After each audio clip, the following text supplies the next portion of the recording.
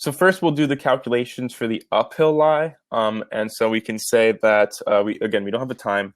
So we have to say velocity final squared equals velocity initial squared plus 2 times a delta x. We know that the initial velocity of the ball is going to be 0.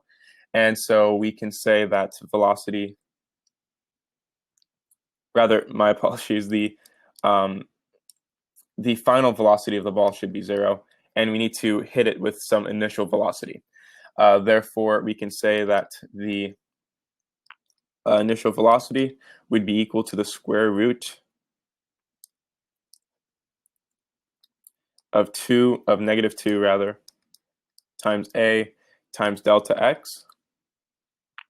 And so we can say that for uphill lie, the velocity initial could be equal to negative 2 times negative 1.8 meters per second squared multiplied by 6.0 meters.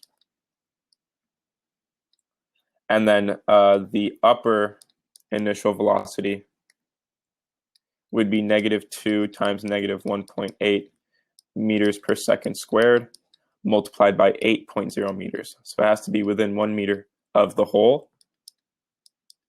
This is going to equal 4.6 meters per second, and this will equal 5.4 meters per second. We have a difference of 0.8 meters per second. Now, for the downhill lie,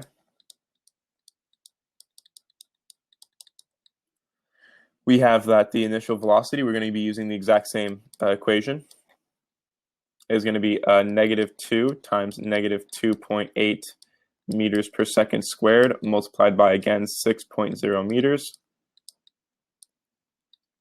And then for the initial, the upper limit would be negative 2 times negative 2.8 meters per second squared multiplied by, again, 8.0 meters. This is going to equal 5.8 meters per second. This is equaling 6.7 meters per second. And this range is going to be 0.9 meters per second. So as you can see, the downhill lie range is greater than the uphill lie range, which means that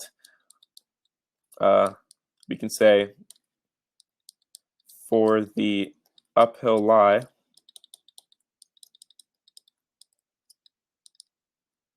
there is a smaller range of initial velocities. Therefore, more control is needed.